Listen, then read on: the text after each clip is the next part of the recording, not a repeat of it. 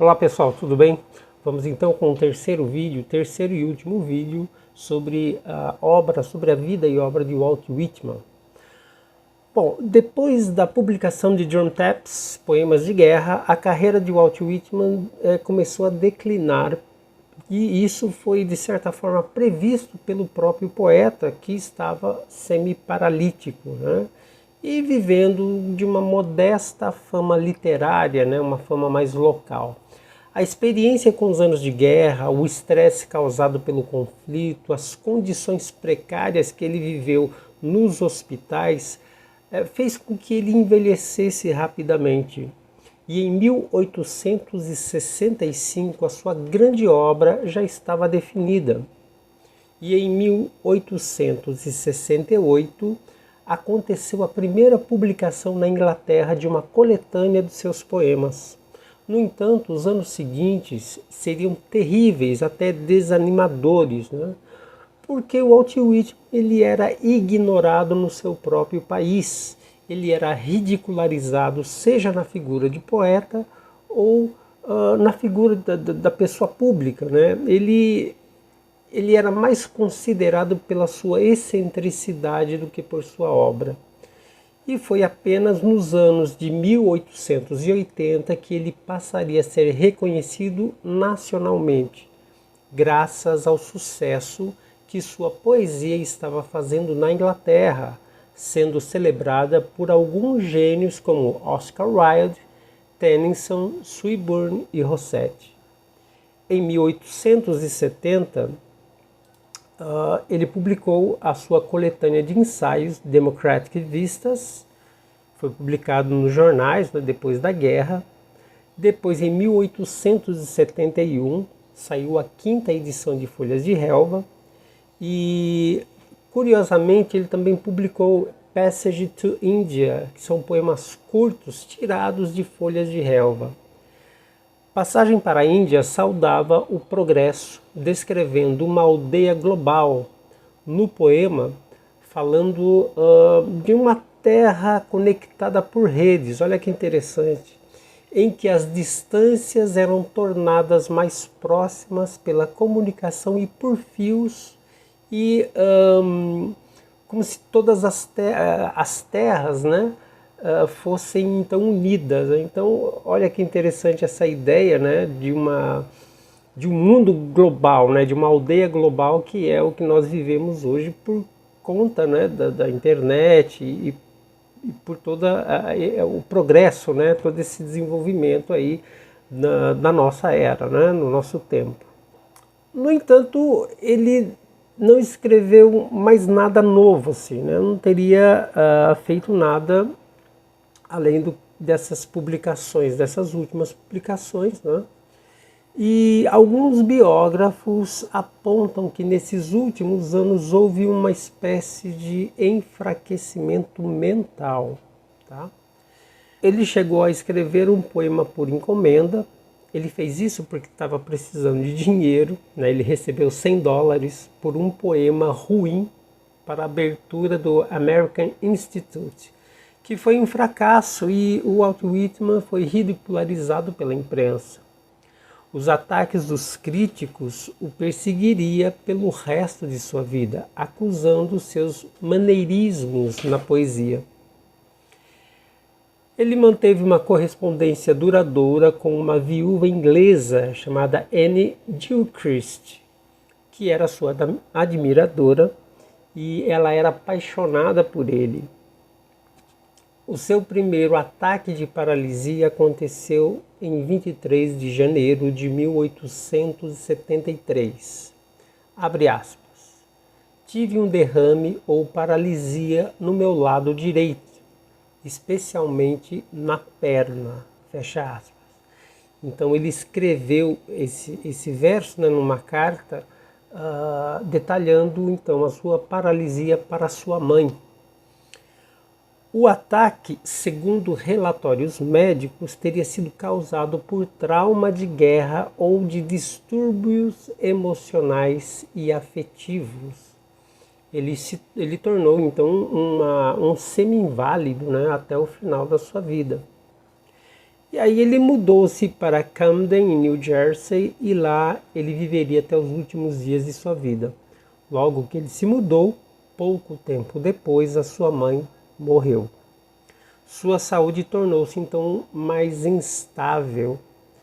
A sua situação financeira também não era das melhores, e em 1875, em plena comemoração do centenário da independência, Walt Whitman acreditava que seria nomeado poeta oficial para representar esse evento, mas foi o poeta Bayard Taylor que foi então escolhido para representar o evento, né? E isso deixou Walt Whitman muito frustrado. Ele realmente ficou muito chateado com essa escolha. A viúva Anna Gilchrist se muda então para Filadélfia para ficar perto de Walt Whitman. E ela pede ele em casamento, mas o poeta recusa. Mais uma edição de Folhas de Relva é então publicada. Depois de um tratamento de reabilitação com exercícios físicos, então ele passa a andar, mesmo assim com uma certa dificuldade, né? Ele arrasta a perna esquerda, mas ele começa a ter uma melhora na locomoção. Em 1879, Walt Whitman volta a viajar pelo país, conhece então o Oeste pela primeira vez, mas não consegue voltar. Sem dinheiro, ele fica retido em St. Louis, voltando para Nova York só depois de conseguir um empréstimo do seu editor James Fields. Em 1881, ele foi visitar Ralph Emerson, que estava muito doente na ocasião, e depois ele volta para Camden. Aí ele recebe uma visita de um grande admirador, Oscar Wilde, que estava viajando pela América. Ele estava com 27 anos nessa época, né? E ele chegou a dizer o seguinte, abre aspas: antes de deixar a América, preciso vê-lo novamente. Não há ninguém nesse vasto mundo da América a quem eu ame e honre tanto. Fecha aspas. Foi o que confessou o jovem Oscar Wilde. E eles se encontraram, se deram muito bem, conversaram por 2 horas, segundo relatos biográficos, enquanto bebiam vinho barato. Era um vinho feito de sabugo de milho, o que deve ter sido um sacrifício ao paladar refinado do Oscar Wilde, né? E ele estava usando um casaco de pele verde, né? E ele desembarcou então, ele haveria desembarcado em Nova York, no porto de Nova York, em janeiro de 1882, justamente para iniciar uma série de palestras, né, pela cidade. E a cosmopolita cidade o recebeu calorosamente e a imprensa norte-americana celebrou a sua exuberância. Na Filadélfia, sua segunda parada, Wilde expressou o desejo de conhecer o renomado poeta Walt Whitman, que estava fazendo muito sucesso então no Reino Unido. Informado disso, o Walt Whitman enviou um recado para o Wilde dizendo que estaria em casa entre as 2 e 3h30 da tarde. Walt Whitman então estava morando já em Camden, uma casa modesta, né, junto com seu irmão e sua cunhada. E, apesar dos escritores serem altos, né, terem aí uma postura, o estilo de vestir era muito contrastantes, né?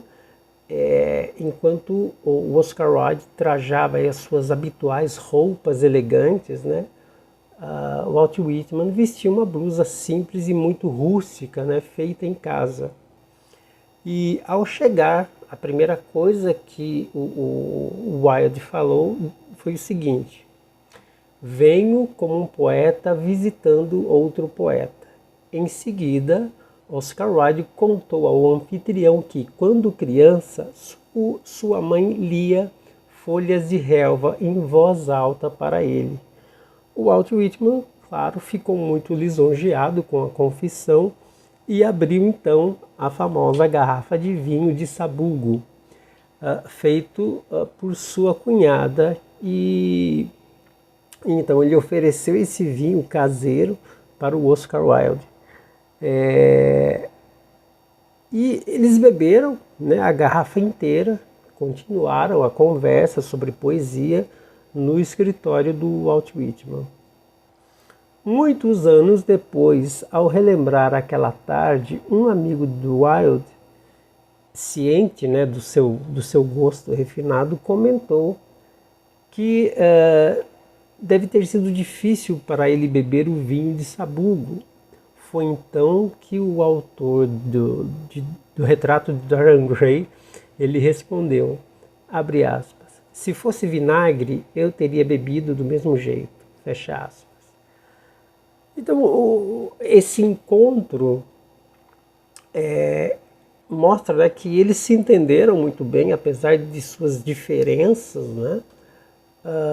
E há um relato aí que eles também chegaram a se beijar, né? E depois eles romperam. O Whitman, o mais velho, e ele disse que Oscar Wilde não era uma chama luminosa, mas uma luz regular. E muito se falou, né? Existe aí relatos biográficos sobre esse encontro com muito mais detalhes, né? Inclusive sobre esse beijo aí entre Oscar Wilde e Walt Whitman. Bom, mas voltando, em 1882, uma nova edição de Folhas de Relva foi cancelada, pois a editora de Boston ela foi ameaçada por um processo caso o livro fosse publicado sem os devidos cortes dos trechos que eram considerados ofensivos, né? E na maioria dos poemas da primeira edição, inclusive. Negando qualquer corte, Walt Whitman fez uma publicação independente. Em 1886, recebeu um convite para dar uma conferência em Nova York para centenas de pessoas, incluindo várias celebridades, entre elas Mark Twain. Outras conferências também ocorreram. No final do ano, surgiram boatos de que o poeta estava muito doente e passando fome. Mas ele acabou recebendo doações de pessoas ali próximas a eles, de amigos, né? E depois de tentar pela última vez obter uma pensão pelos serviços prestados na guerra, ele novamente teve esse pedido rejeitado. Em 29 de novembro, ele recebe a notícia do falecimento de Anne Gilchrist, a sua amiga fiel e admiradora.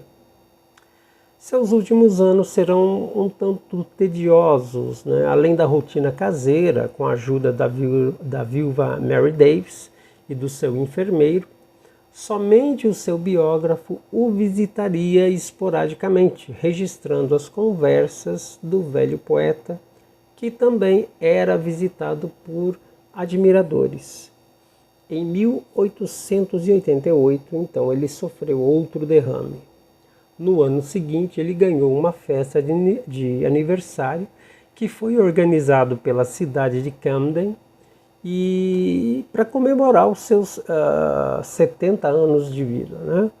E um dos presentes que ele recebeu foi uma cadeira de rodas. Aí no próximo ano ele publicou November Books, fazendo uma retrospectiva de sua vida e da sua obra poética. Entre outras coisas, ele escreveu, abre aspas, não ganhei a aceitação em meu próprio tempo, mas tenho tido bons sonhos quanto ao futuro.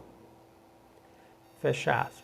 Sobre Folhas de Relva, ele deixou registrado uma defesa, né, da sua obra, que diz assim, abre aspas, será decidido em seu devido tempo.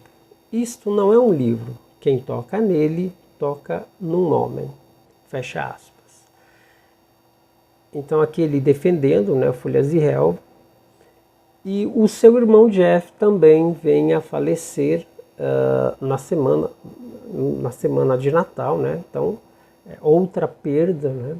Então, nesses últimos anos, teve a mãe, né? O irmão, a admiradora, né? A amiga dele, que também veio a falecer. Então, as pessoas próximas a eles começaram a morrer, né? E em 1891, finalmente, preparou a edição final de Folhas de Relva, chamada de Edição de Leito de Morte, que já estaria aí com quase 400 poemas. Nos últimos meses, ele fez o seu testamento, comprou um terreno no cemitério, construindo um pequeno mausoléu para ele e os restos mortais de outros familiares.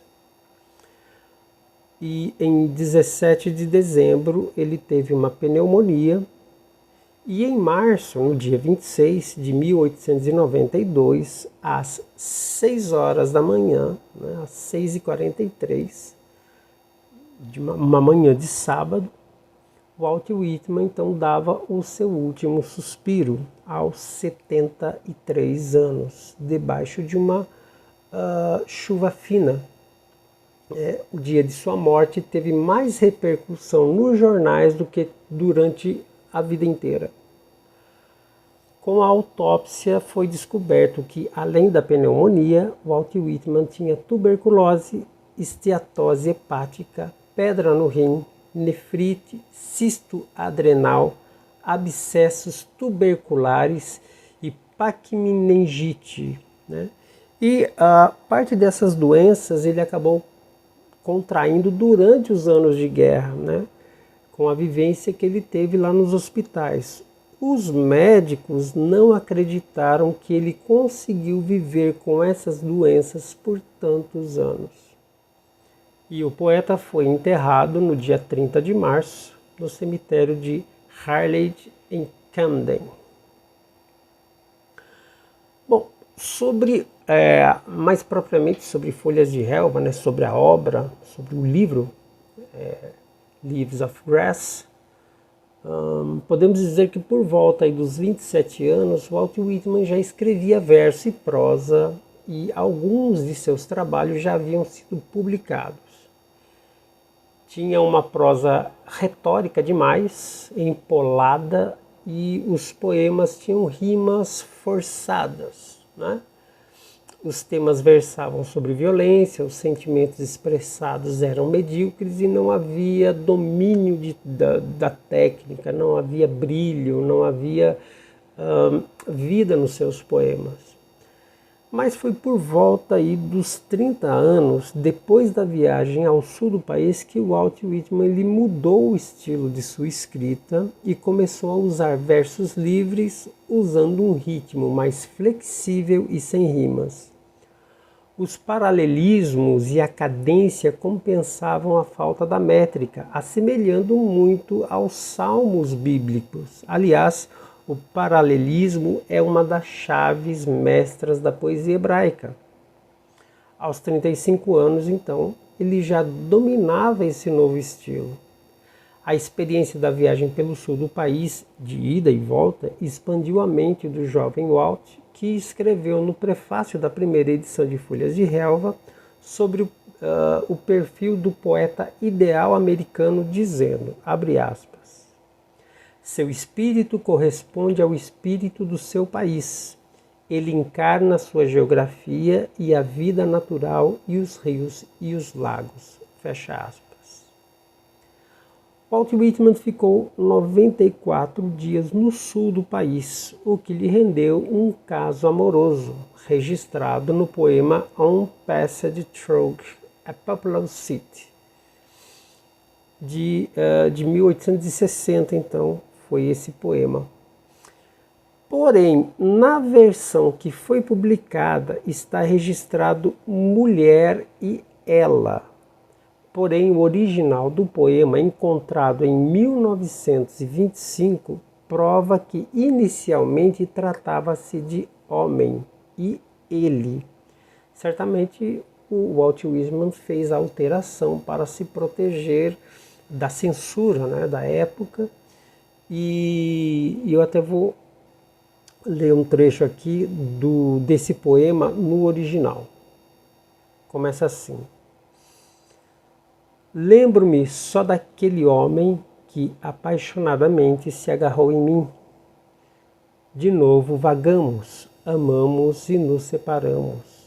De novo ele me segura em seus braços, diz para não partir. Vejo-o bem perto do meu lado, com lábios silenciosos e trêmulos. Então esse é o trecho do poema no original, se referindo então a um homem e não a uma mulher. De volta ao Brooklyn, depois da sua experiência sulista, o Walt Whitman, conhecedor das ruas, ele anotava, né, todos os detalhes do modo de viver da cidade, da multidão de raças, línguas e culturas diferentes. Tudo era anotado nas suas cadernetas, né, detalhadamente. Tudo isso impactou na idealização, na construção das folhas de relva, né? Tudo em meio ao progresso, desenvolvimento econômico e tecnológico dos Estados Unidos. E então, em 1855, passou a assinar apenas Walt Whitman, que era uma maneira de se desvencilhar do nome herdado do seu pai e também para se livrar das suas produções anteriores. Ele reuniu 12 poemas e os entregou para uma editora no Brooklyn para publicação com o título Leaves of Grass, Folhas de Relva. O amadurecimento do autor se revelava nos detalhes, como um retrato de uma página de rosto, com suas vestes grossas de trabalhador braçal, a calça presa num cinto, botas, né, que ele passou a usar, né, botas de cano alto, um chapéu inclinado também e a camisa semiaberta. Era a imagem da lenda que ele começava a criar, misturando vida e obra em um único e longo canto. Então veja que a construção, né, dos primeiros poemas da primeira edição de Folhas de Relva também se deu com uma mudança de vida, uma mudança de postura, maneira de se vestir, de ver as coisas. Houve então uma transformação no próprio Walt Whitman e isso acabou refletindo nos poemas, né? No Folhas de Relva e vice-versa também. Eu acho que a própria poesia de Folhas de Relva não teria como, de certa forma, aceitar o Walt Whitman anterior, né? Então ele teria que se renovar também, né? Fazer parte desse renovo poético, né? Então aí veio essa imagem do Walt Whitman, né? Rústico, né? Com aquelas vestes rústicas, né? E aí teve então a primeira edição de Leaves of Grass nesse ano de 1855. A primeira versão incluía então 12 poemas, entre eles o mais famoso, né, Song of Myself, que segundo o crítico Harold Bloom, que ele disse de maneira até muito enfática, né? O Harold Bloom, ele escreveu o seguinte, abre aspas: para encontrar um equivalente estético da canção de mim mesmo na arte ocidental, seria preciso voltar a Goethe, Blake, Wordsworth ou Hölderlin. Não há nada na segunda metade do século XIX, nem em nosso século já virtualmente acabado, que possa se comparar à obra de Whitman, por sua intensidade e sublimidade, com a única possível exceção de Emily Dickinson. Whitman é o nosso poeta, impossível de ser substituído e dificilmente igualável, nem hoje, nem nunca. Fecha aspas. Então, a defesa aí, a observação do Harold Bloom sobre Walt Whitman. Ainda que somente pela intensidade, além da poeta Emily Dickinson, o Bloom parece ter omitido um outro nome poderoso capaz de confrontar em potência poética o velho Whitman. Eu estou falando do menino prodígio Arthur Rimbaud. Né? Então eu colocaria esses três: Arthur Rimbaud, Emily Dickinson e Walt Whitman, esses três pilares que inauguraram, de certa forma, a modernidade. A coragem e humanidade em cada verso, sua afirmação visionária e universal e ao mesmo tempo pessoal, banhado por seu estilo livre, inspirou gerações de poetas e escritores, de Hart Crane, Henry Miller, poetas e escritores da geração Beat, ao devotado Fernando Pessoa e até o argentino Jorge Luis Borges. Todos eles beberam dessa fonte, todos eles foram impactados por essa obra, Folhas de Relva. Tá? E Song of Myself, o poema Canção de Mim Mesmo, é a ponta de lança que abrirá caminho como o homem colono civilizador que abrirá caminhos do leste ao oeste selvagem, dos Estados Unidos. Puxando aí os demais poemas do livro, da primeira edição, de 1855, como o próprio Whitman disse.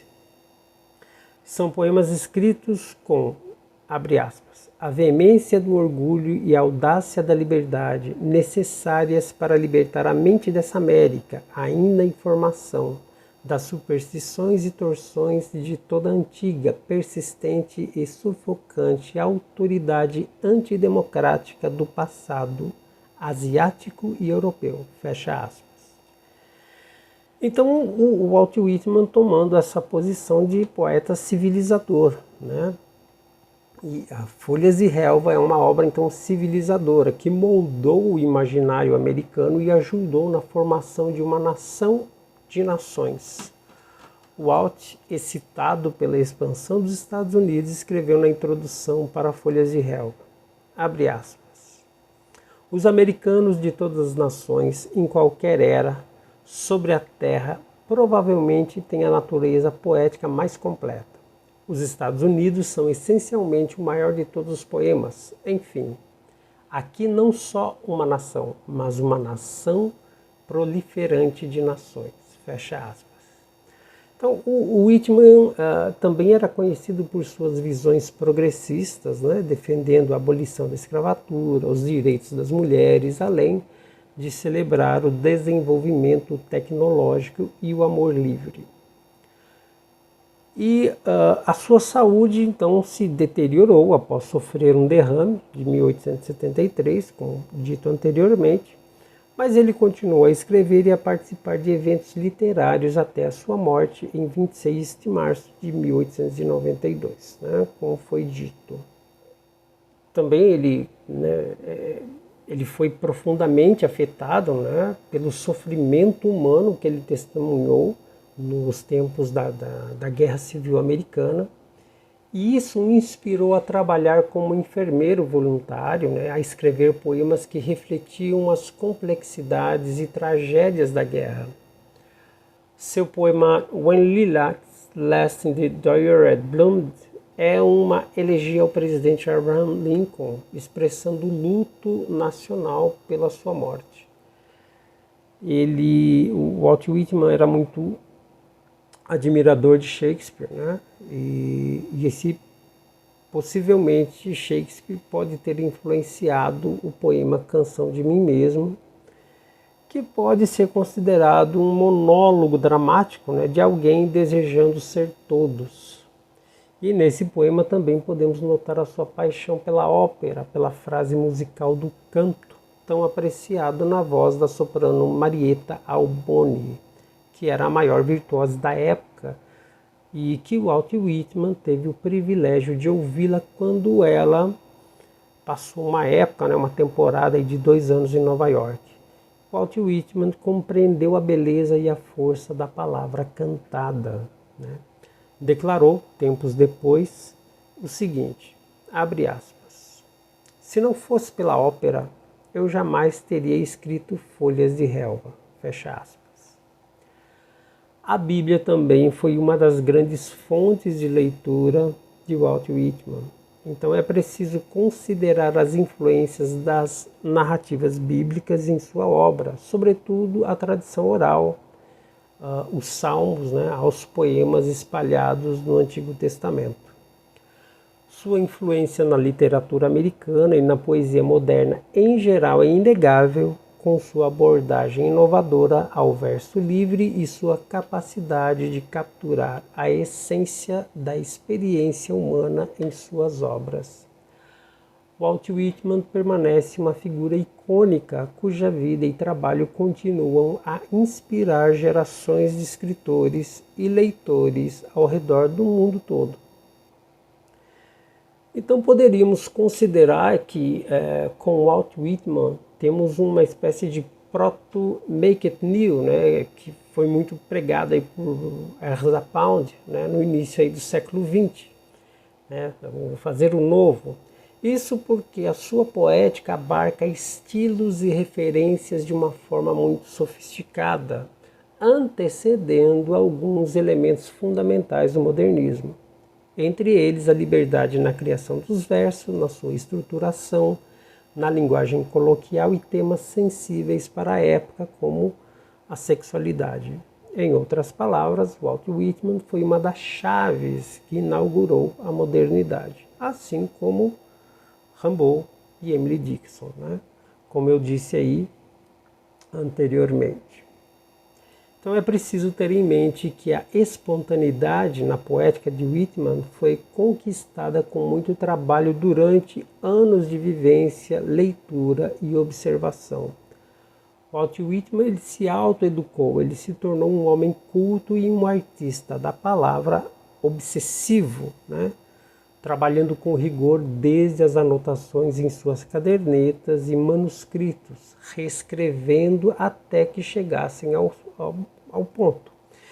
Então é aquilo, quando se fala muito em espontaneidade, da poesia mais espontânea, da escrita mais espontânea, é preciso lembrar que poetas e escritores como Walt Whitman, que tem essa espontaneidade no trabalho, essa espontaneidade não veio assim de graça, quer dizer, houve muito estudo, houve um trabalho por trás aí de anos, houve aí experiências, experimentações até chegar nessa natural espontaneidade. E a experiência da linguagem em Walt Whitman era a fusão de linguagem e vida. Live of Grass, então, é um exemplo disso tudo. E encontramos ecos da poesia cantada, da poesia épica, da linguagem de rua, da ópera, da fotografia, da oratória e também, como eu já disse, do paralelismo bíblico. Então, tudo isso nós encontramos em Folhas de Relva. Walt Whitman, então, ele faz parte da transformação política e social do seu país como testemunha e agente de transformação. Então, ele só poderia, diante disso, criar uma obra civilizadora. No entanto, sendo um gênio, ele não deixou se contaminar, se livrando dessa panfletagem política, que existe hoje muito, desse engajamento partidário, que acaba contaminando aí muito da nossa geração, da geração atual. Ele queria apenas democratizar a linguagem para que todos tivessem acesso. Então, diferente de poetas mais herméticos que trabalhavam com uma poesia mais difícil, menos acessível, aquela poesia que não se abre assim facilmente ao primeiro olhar. O Walt Whitman não, ele queria passar mensagem direta, simples e que todos entendessem, já na primeira leitura, e que não só entendesse, mas que fossem impactadas por esses versos. Então, em Walt Whitman, tudo já está revelado. Eu vou ler um trecho aqui do poema Canção de Mim Mesmo. Vamos lá. Começa assim. Eu celebro a mim mesmo, e o que eu assumo você vai assumir, pois cada átomo que pertence a mim pertence a você. Vadio e convido minha alma. Me deito e vadio à vontade, observando uma lâmina de grama do verão. Casas e quartos se enchem de perfumes, as estantes estão entulhadas de perfume. Respiro o aroma eu mesmo e gosto e o reconheço. Sua destilação poderia me intoxicar também, mas não deixo. A atmosfera não é nenhum perfume. Não tem gosto de destilação, é inodoro. É para minha boca apenas e para sempre. Estou apaixonado por ela. Vou até a margem, junto à mata, sem disfarces e pelado, louco para que ela faça contato comigo. A fumaça de minha própria respiração, ecos, ondulações, zunzuns e sussurros, raiz de amaranto, fio de seda, forquilha e videira. Minha respiração, minha inspiração, a batida do meu coração, passagem de sangue e ar por meus pulmões. O aroma das folhas verdes e das folhas secas, da praia e das rochas marinhas de cores escuras e do feno na tulha. O som das palavras bafejadas por minha voz, palavras disparadas nos redemoinhos do vento. Uns beijos de leve, alguns agarros, o afago dos braços. Jogo de luz e sombra nas árvores enquanto oscilam seus galhos sutis. Delícia de estar só ou no agito das ruas, ou pelos campos em costas de colina. Sensação de bem-estar, apito do meio-dia, a canção de mim mesmo se erguendo da cama e cruzando com o sol. Uma criança disse, o que é a relva? Trazendo um tufo em suas mãos. O que dizer a ela? Sei tanto quanto ela o que é a relva. Vai ver, é a bandeira do meu estado de espírito, tecida de uma substância de esperança verde. Vai ver, é o lenço do Senhor, um presente perfumado e o lembrete derrubado por querer, com o nome do dono bordado num canto, para que possamos ver e examinar e dizer, é seu?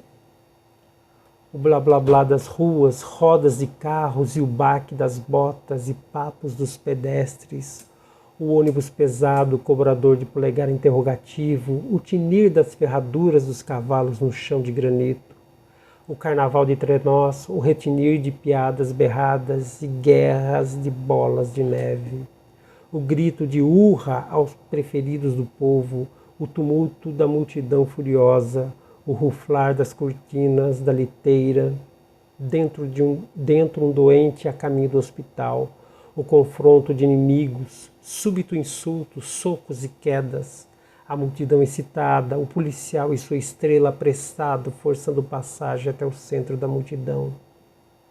As pedras impassíveis levando e devolvendo tantos ecos, as almas se movendo. Será que são invisíveis enquanto o mínimo átomo é visível? Que gemidos de glutões ou famintos que esmorecem e desmaiam de insolação ou de surtos, que gritos de grávidas pegas de surpresa, correndo para casa para parir, que fala sepulta e viva vibra sempre aqui. Quantos uivos reprimidos pelo decoro, prisões de criminosos, truques, propostas indecentes, consentimentos, rejeições de lábios convexos. Estou atento a tudo e às suas ressonâncias. Estou sempre chegando. Sou o poeta do corpo e sou o poeta da alma. É um pequeno trecho de Songs of Myself, Canção de Mim Mesmo. Essa versão aqui na tradução do Rodrigo Garcia Lopes, tá? Pela Iluminuras, é uma edição de 2005, já mostrei aqui, essa edição aqui, que é uma edição maravilhosa, pela tradução, pelo trabalho do Rodrigo Garcia, pelas notas, pelo prefácio, por todo o estudo, né, muito detalhado aqui, né, parte biográfica também, tá? Então eu recomendo essa edição aqui do Rodrigo, tradução do Rodrigo Garcia, pela editora Iluminuras. Uma outra edição que eu tenho, somente da Canção de Mim Mesmo, é esse livrinho aqui, que é uma edição de 2000 da Alumni, né, Imago Alumni. A tradução aqui é do André Cardoso. Eu gosto muito dessa tradução também, né? Então é uma outra edição, só que tem apenas o poema Songs of Myself. Tá? Essa aqui, só para lembrar, é a edição da primeira edição do Folhas de Relva. Tá? E eu tenho a versão integral, tá aqui, pela Martim Claret, Folhas de Relva, né? Tem todos os poemas aqui. Tem até um poema que ele escreveu falando do Brasil, né? Uma saudação de Natal de uma constelação de amigos do Norte para uma constelação de amigos do Sul, de 1889 a 1890. Bem-vindo, irmão brasileiro, teu amplo lugar está pronto. Uma afetuosa mão, um sorriso do Norte, uma instantânea saudação solar. Deixa que o futuro cuide de si mesmo, no lugar em que revela seus tormentos e impedimentos. Nossas as vascas do presente, a meta democrática, a aceitação e a fé. Para ti, hoje, o nosso braço estendido, a nossa cabeça voltada, de nós para ti, os olhos cheios de expectação. Tu, agrupamento livre, tu, brilhante e lustroso, tu, aprendendo bem, a luz do verdadeiro ensinamento de uma nação estampada no céu, mais brilhante que a cruz, mais do que a coroa, a elevação que há de vir da soberba humanidade. Então, esse livro aqui, essa edição é de 2000 e alguma coisa. Deixa eu ver se eu me lembro disso aqui. Acho que é de 2002. 2006. É uma edição de 2006 da Martim Claret, da obra reunida aqui do Folhas de Relva, né? Todas as edições de Folhas de Relva. Então, para finalizar, a poesia de Walt Whitman é uma flor que se abre fácil em qualquer estação. Ela é resistente às intempéries do tempo. Faça chuva ou faça sol, a poesia vibrante de Walt Whitman se fará presente, límpida, intensa e magnética. O poeta nos dá uma direção, mas nos apresenta possibilidades. Não se trata apenas de um caminho, mas de como ele se irá caminhar, né? De como caminhar, de que maneira percorrer o caminho. Walt Whitman não vai pegar na sua mão, vai apenas apontar o caminho. Ainda no poema Canção de Mim Mesmo, Walt Whitman nos adverte: nem eu, nem ninguém vai percorrer essa estrada para você. Você tem que percorrê-la sozinho. É isso aí, pessoal. Mais uma vez, obrigado. Deixa aí o comentário de vocês. Deixa aí o like de vocês, compartilhe. E até o próximo vídeo. Um grande abraço.